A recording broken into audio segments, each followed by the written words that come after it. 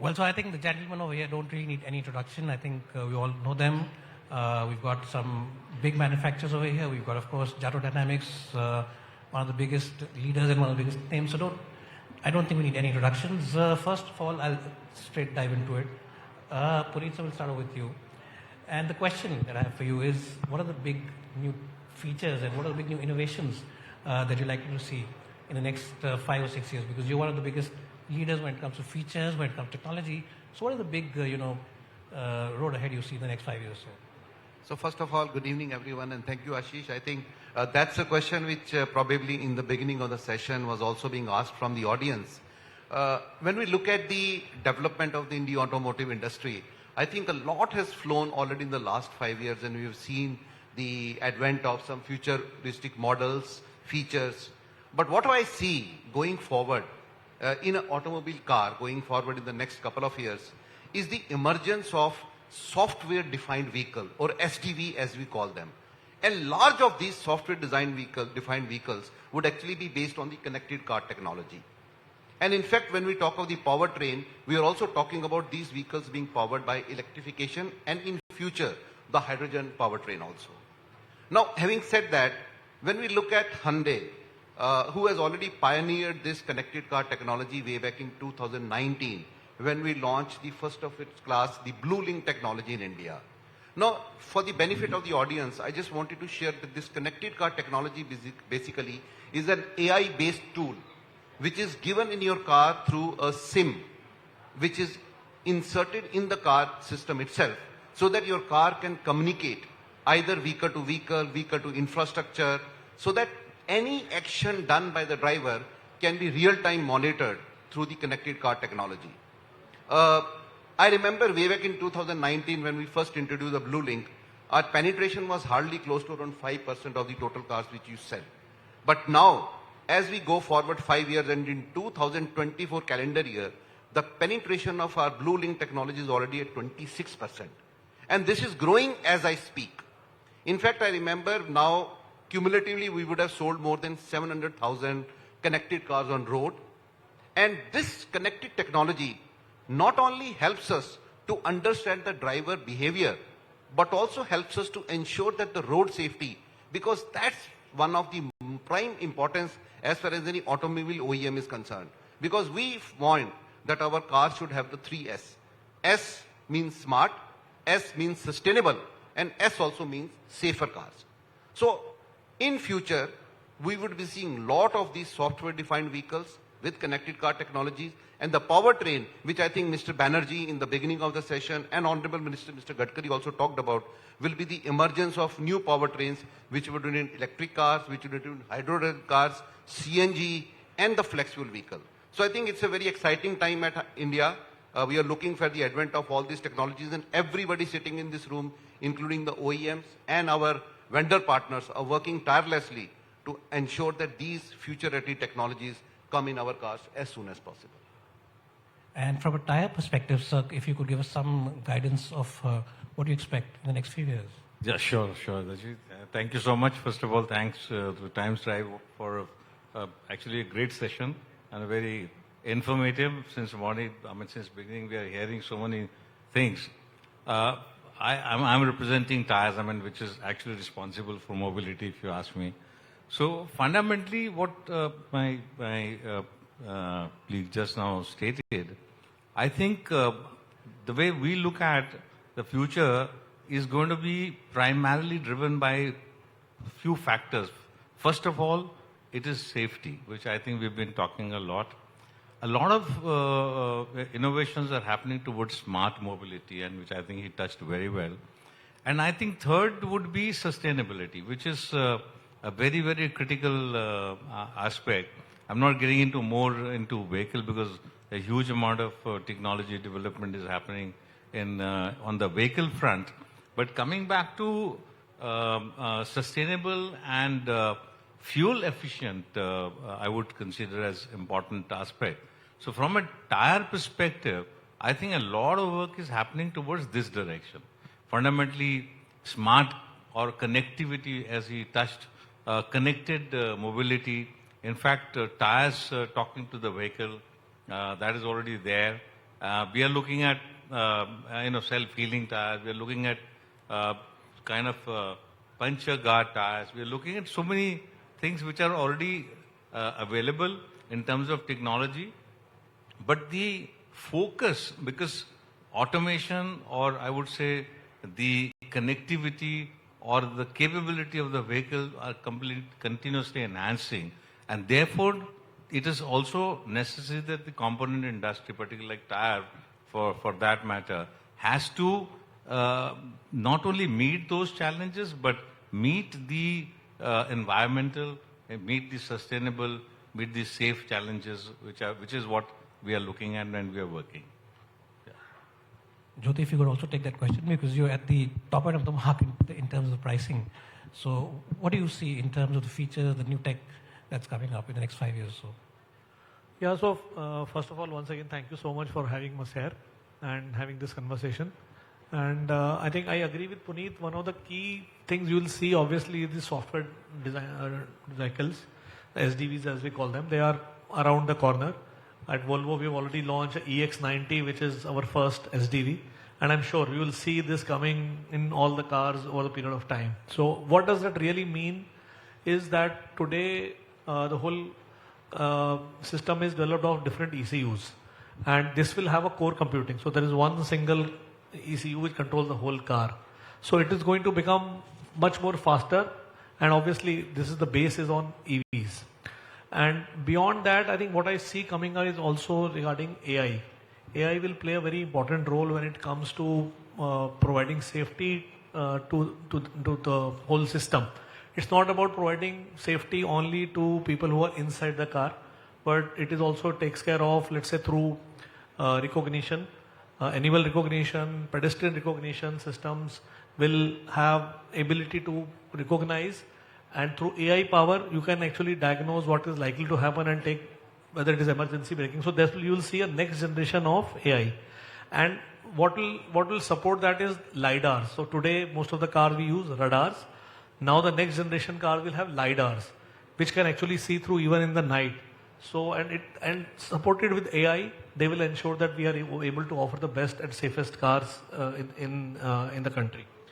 And I think beyond that, I think already the next generation of ADAS, driver assistance, will come through. I think during the conversation, there was a discussion about self-driving cars.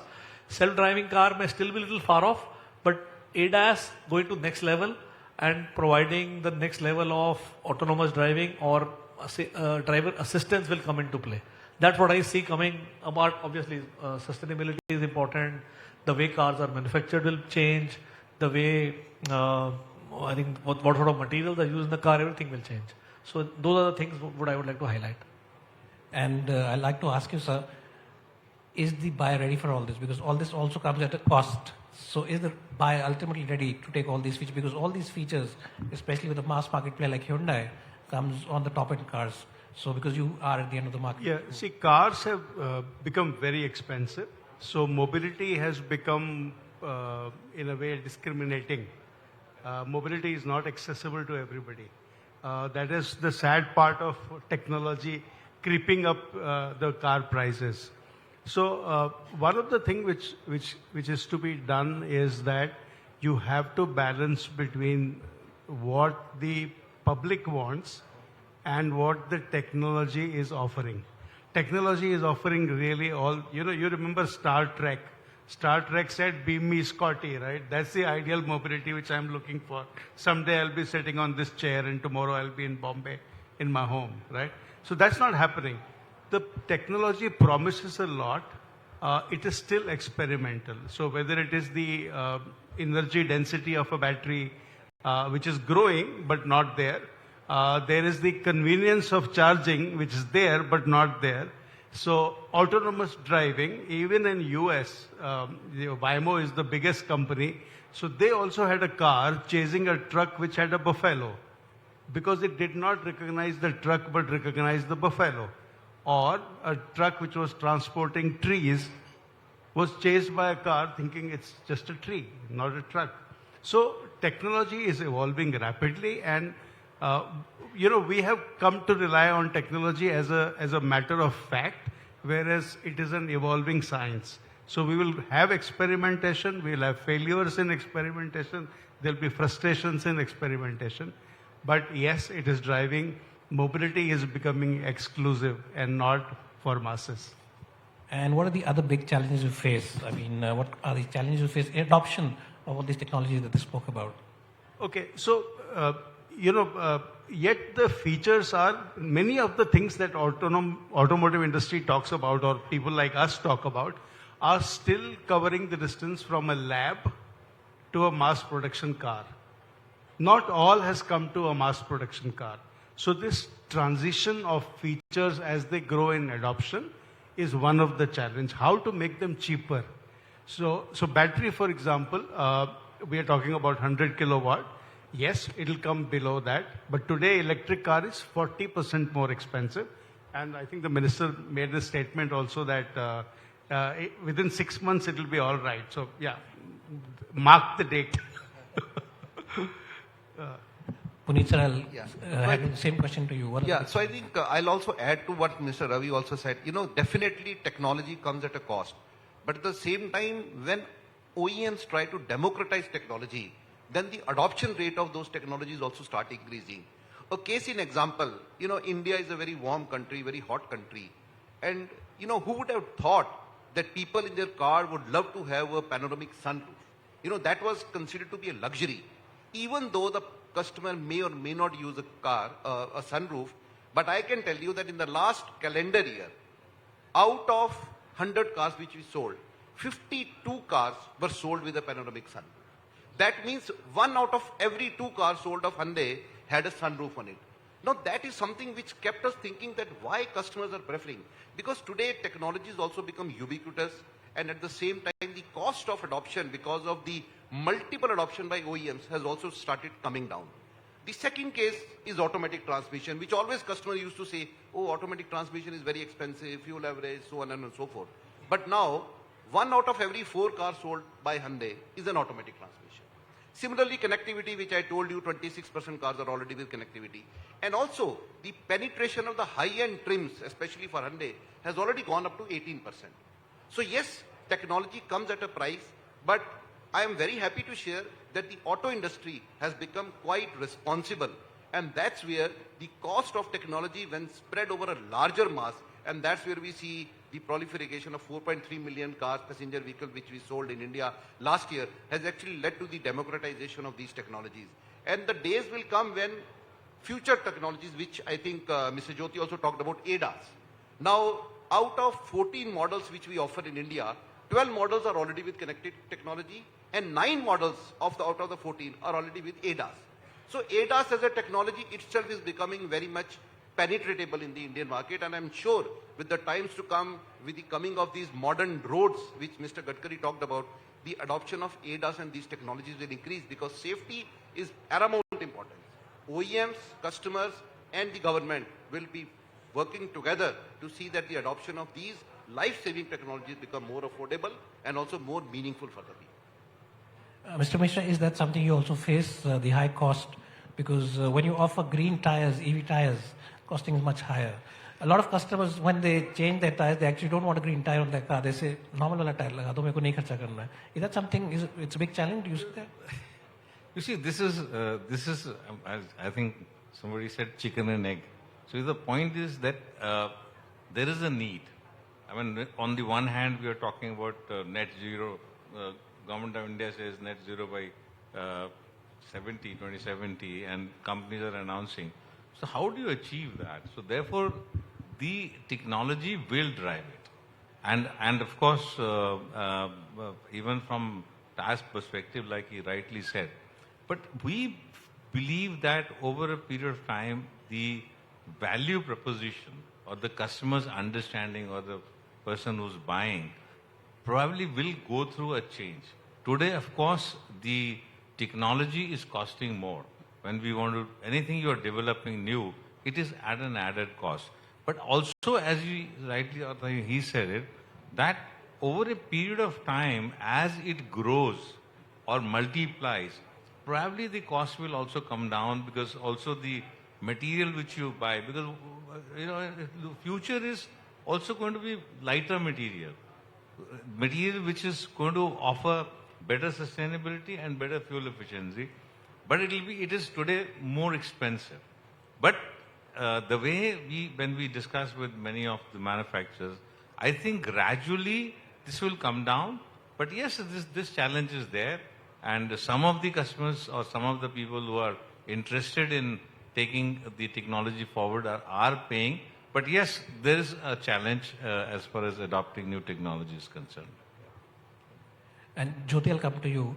Do you see the same kind of challenge, because your cars are as it is expensive, of course being luxury, but in terms of when you sell an EV, is it easy to sell an EV or is it easy to sell an ICE car?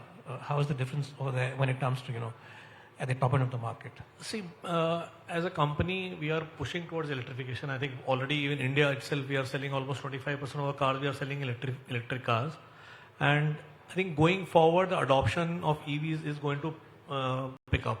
It's not that 100% will be EV, but I think today in the overall market, it's only 2%. For us, it is 25%, but I think in our industry, it is already 6-7%. This will continue to grow.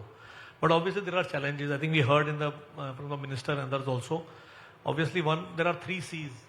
There are many, but I think on top of my mind, I would say one is the charging infrastructure. And we heard HPCL setting up chargers, and there are many others who are setting up chargers. So I think having the right sort of fast chargers available, which are compatible with all type of cars, and having it in the right places is first. Related to that also is making it easy for customers to put home chargers. Today, it's a bit of a challenge, especially in high-rise societies. It's not easy to install a home charger, because with the technology, the long-range cars will come, but still you will need a home charger. So I think charging infrastructure will remain a challenge. We need to address that very quickly. Second, obviously, is cost. We need to ensure that very quickly, how can this become more accessible? EV technology, overall cost of ownership is quite low, but initial cost of acquisition is still higher. How can we bring it down so that it becomes accessible to everyone? And third thing is also consumer mindset. From the perspective that, see, it's not about you have to pay more for something which is sustainable, but it's about EV or this new technology also crossing a line of fear of unknown in your mind. Customers need to travel that line and say, okay, I've been using IS, this is a human habit, how do I change that? And I think education will play an important role. And I think government incentives, policies are supporting that. We heard how it is important for our country that we should move in that direction. So I'm sure in our country, we will have EVs moving forward, and all these challenges can be overcome. And I think what we heard from the minister and from others beforehand, I'm very confident that these challenges will be overcome very fast. And Ravi sir, I'll ask you, basically, this big challenge, as he said, EV penetration is a big challenge. There are lots of hurdles. What do you think can be done, to ease the pressure on the mind of the fence sitter? A lot of people are sitting on the fence. Should I buy an EV? Should I not buy an EV? EV sales have slowed down this year. So there are 2-3 things have to come because human beings mimic other human beings. So first of all, if I see my neighbor buying an electric car, and I walk into my society parking, and I see green lighting chargers coming up, my behavior will probably change. One thing to encourage that mimicking approach is to do what China did. They selected some cities and went whole hog into converting everything into electric. So whether it is the charging infrastructure, whether it is buses, whether it is cars, so just take one city and make an example out of that. So Delhi is a perfect case study for that, right? Imagine if Delhi was to say tomorrow, 100% taxis will be electric. Now taxis on a day will do at least 10 trips. So you have electrified 10 trips for a taxi. For the personal mobility, as Gadkari ji was saying, 50 kilometers is the maximum, right? So why not do plug-in hybrid incentivization? So you have to pick a city and make it a role model for other states to look at that. If that is not done, we are spreading few resources very, very thin. Also, do you think that, when a buyer is buying a car, he has that green conscience behind, or do you think he's just buying it because paise bach jayenge, he does all that calculations? Because as he said, people are buying a sunroof. They prefer a sunroof over some other features in the car which might actually be beneficial. So do you think that is also missing, that education is missing Yeah, education is definitely missing. But more than education, I think the TCO is still not favorable. Somebody said scooters, three-wheelers, it started happening. Why no education happened in three-wheelers? But TCO shifted. So whenever the TCO will shift, you don't need to train people. Money will teach them. Puneet, I'm coming back to you.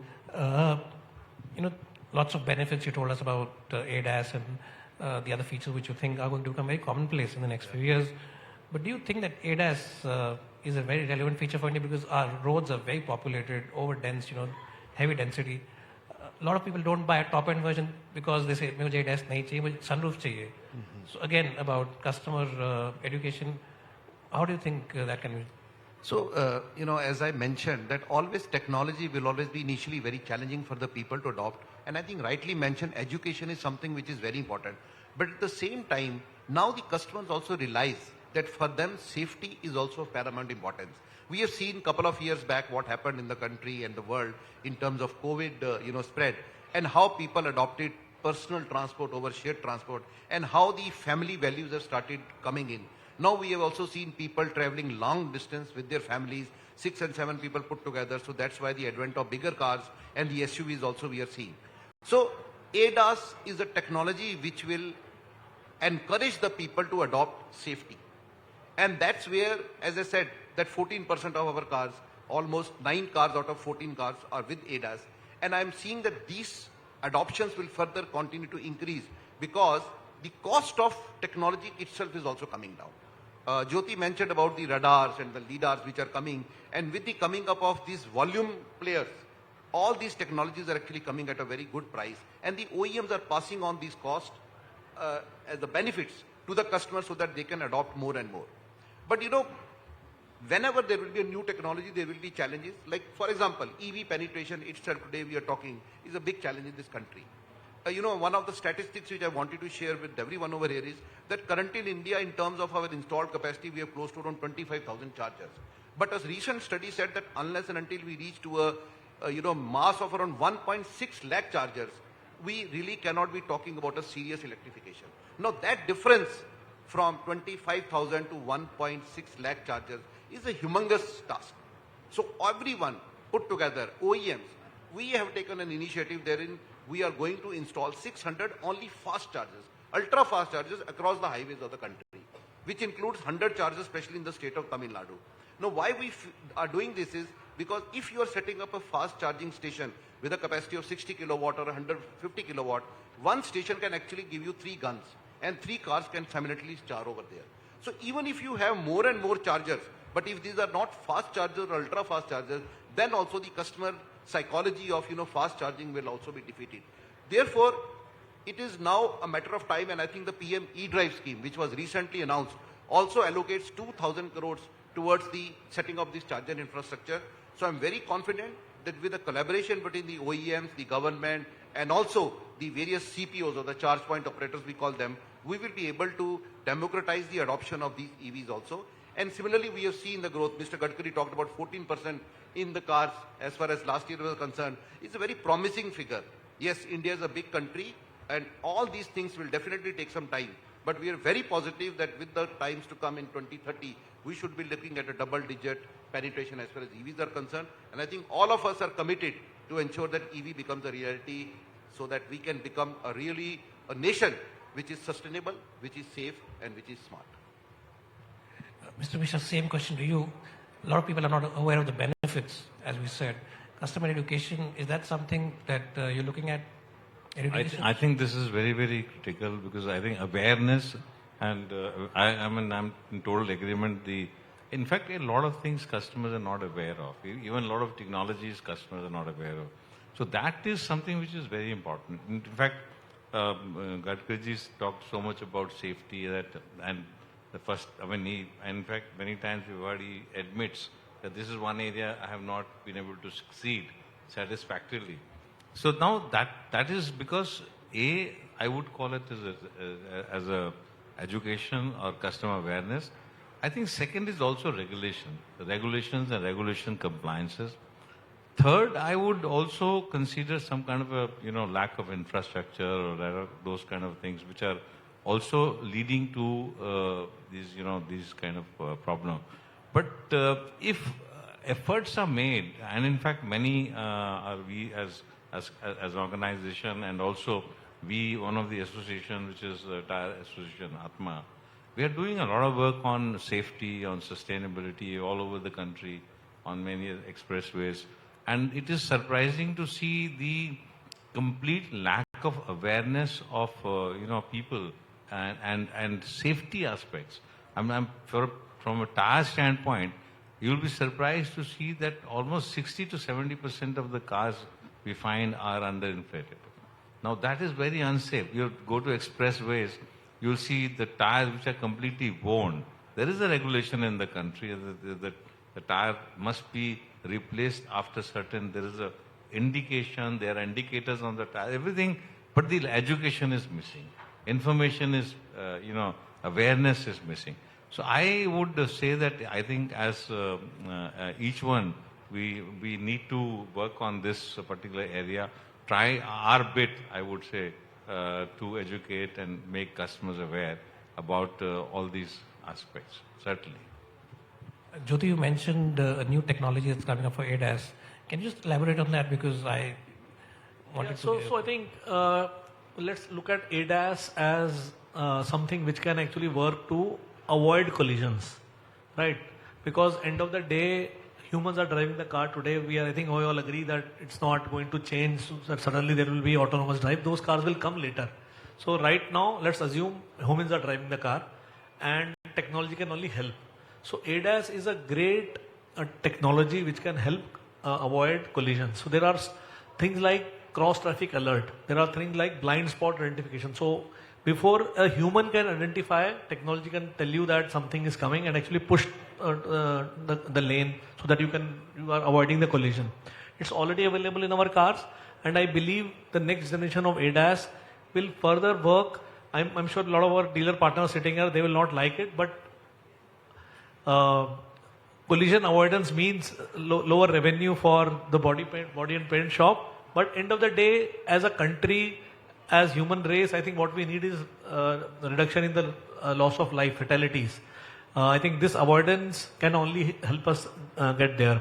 So ADAS is such an important thing, and what I agree with Puneet is, as more companies adopt this technology, the economy of scale will ensure the democratization, the cost will come down, the technology can be made available to everyone. So that is one aspect. Another thing I can talk about is something which we work on, because at Volvo we work a lot on safety. We have been working on doing a 3D mapping of all the collisions which have happened over the year. Now all that data is available, which has been now mapped into 3Ds, and together with AI. Earlier it was not possible to convert that data into some action. Now with the data that is available,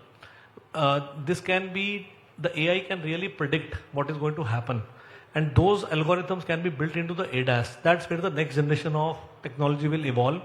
And end of the day, the whole idea is to ensure that the technology predicts the driver behavior and takes the right action at the right time so that we can avoid the collision and obviously reduce the fatalities. India, I think we heard 180,000 lives are lost every year. This could be a great way by which we can avoid.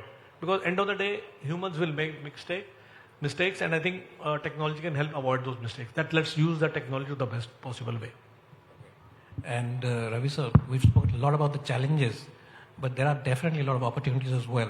So can you just elaborate what big opportunities lay ahead for us, and then we'll get back. Yeah, I think one of the opportunity of reducing the friction to electrification, we talked about that. One is the battery cost and battery energy density, but the other side is how convenient it is to charge. So not only the charging speed is becoming very important. So can I do in 5 minutes, like what BYD recently announced? The claim is yet to be validated. It's not a validated claim, but they said in 5 minutes you can do 400 kilometers worth of charging. So that's a convenience, right? Or I can have a battery swapping infrastructure. That is another area of convenience. The other thing is, the other opportunity in this is insurance cost reduction, which has not been touched in this discussion. If you take the data of these deaths that we talk about, how many were occupant deaths driving a car? This data is not very well known at all. How many people who were inside a car died, or how many people died because a car hit them? Because mostly when you hear safety, it is always in context of a rich man driving a car. But if you see, the car-related accidents are very far and few. Despite that, car has a huge burden of regulation. And despite me buying a more safer car, I still pay the same insurance that an unsafe car buyer also pays. So our insurance policy is an opportunity to incentivize people to first of all change their driving behavior and buy more safer cars. These are a few of the opportunities which come top of the mind. It's the same question for you. What are the big opportunities? So, so first of all, let us look at the recent, study which I wanted to share. Couple of years back, EV adoption was considerably very minuscule. Now, in a recent study, what has come across India and globally is that the intent of an Indian customer to buy the next car of his or her as an EV is 49% compared to 34% globally. Now, that means that yes, the people of the country are aware of the benefits of EV because of various things like the sustainability and also because of cost of ownership and also things related to environment. This is an opportunity which now is very important for the OEMs to cash upon and see that how that intent of 49% can be converted into a real purchase intention. And that's where I think education will play a very, very important role. The other day we were sitting with Dr. Harif Qureshi from Ministry of Heavy Industries and also in a FICCI discussion wherein it was decided that as an organization we will start a pan-India education drive which will help the customers to understand the importance of EV, sustainable driving and how over a period of time the cost can be amortized. Now, if such kind of educational material is shared with the customers through various government machineries, also with the corporates, also with the OEMs and with the vendor partners, I think that mindset of the customers will change. I do agree with what Mr. Ravi also mentioned, that as in two-wheeler, the TCO played a very important role. But somewhere in the car industry, I think still people feel that since they have a, ICE car available, the petrol and the diesel, okay, let's go for that also. But at the same time, if you are able to bring that hidden intent out in the public, I think that is one area which we can really improve upon the penetration of these future modes of transport. Another area, as we mentioned together, is ensuring that we are able to bring that range anxiety out of the consumer mind. And that can be done if we are, like what Mr. Gadkari mentioned about supercharged highways.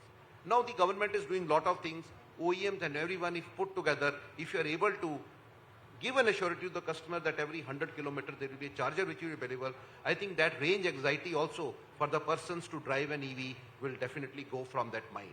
And the third thing, which is the democratization of these technologies, is basically adoption of these technologies through a central government body.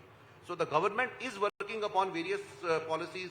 Cafe 3 is coming, we are looking at BS7 systems coming, we are looking at BNCAP which was launched 2 years back only, the seat belt rules which came into picture. I think all these are regulations which will be very important for us to define the next phase of automation for the Indian auto industry also, and that's where everyone will collaborate to ensure that this technology becomes affordable, meaningful, safe and sustainable. And Mr. Misra, same question to you. What are the big opportunities that lay ahead? So I was very intently listening to this gentleman. I will have another view also, one more in addition to which we are internally looking at. But there are certain technologies which are unavoidable. In fact, looking at the future needs and, we just talked about. So we are also looking at, are there options available by which you can adopt technology? At the same time, the burden is minuscule on somebody to buy. So that means, how do you optimize? I cannot challenge the automobile industry, but I'm looking at from a purely different perspective. This is a fact that technology costs more, and many times people are not willing to pay. In fact, there is also another aspect which I read, essential versus luxury. there's also one of the things which came up somewhere. That means there are certain technologies, like I fully agree, ADAS, and I think that's something which is absolutely revolutionary, because from a safety angle, from the kind of deaths we have in this country, this is a fantastic technology, but how to adopt it? So can we find some solutions?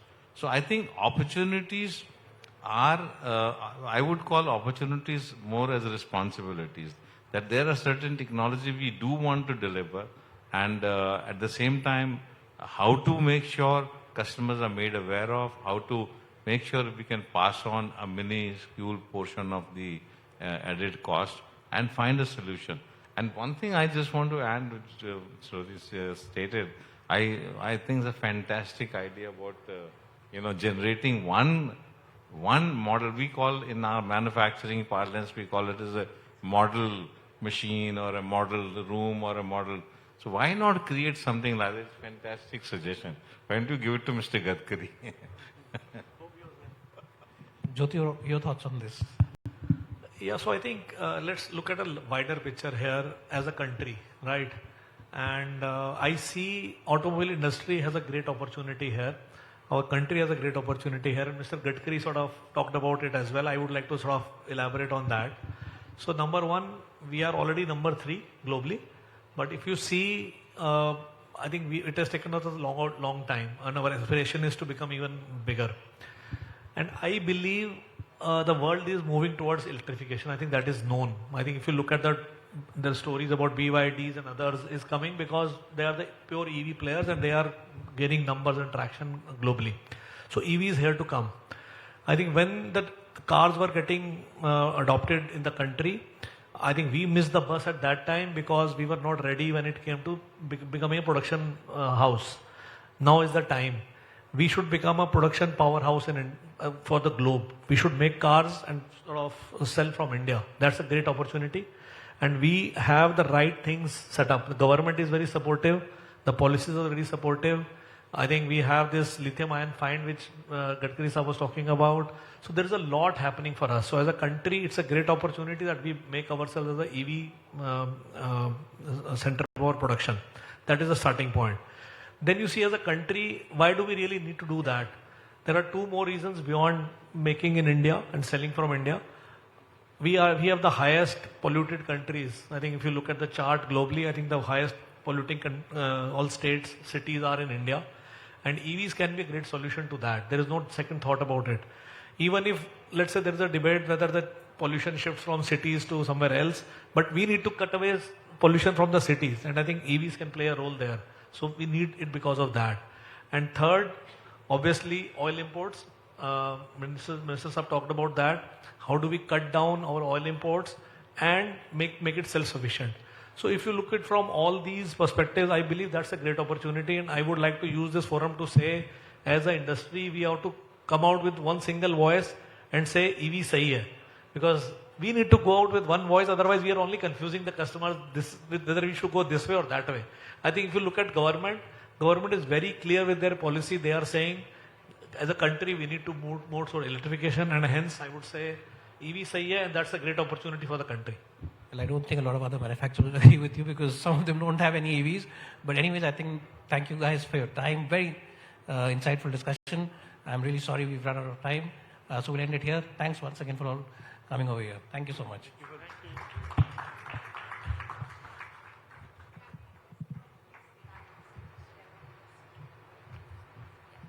May I request all the panelists to kindly stay back on the stage. And I would now like to invite on stage Mr. Rohit Chadda to kindly felicitate all the esteemed panelists. Yeah, before that, can we just take a group photograph together?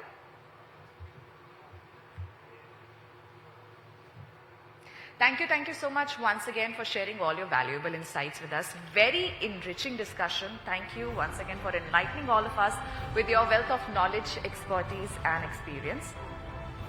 Thank you so much, Mr. Chadda. May I now request you to kindly felicitate all the panelists. We have amongst us Mr. Puneet Anand, AVP and Vertical Head, Corporate Communication and Social at Hyundai Motor India Limited. Vijay Kumar Misra, Technical Director, JK Tyre and Industries. Jyoti Malhotra, Managing Director, Volvo Auto India Private Limited, and Ravi Bhatia, President, Jato Dynamics. Thank you all once again for sparing time and enlightening all of us with your thought-provoking insights. And thank you, Ashish, for the wonderful moderation.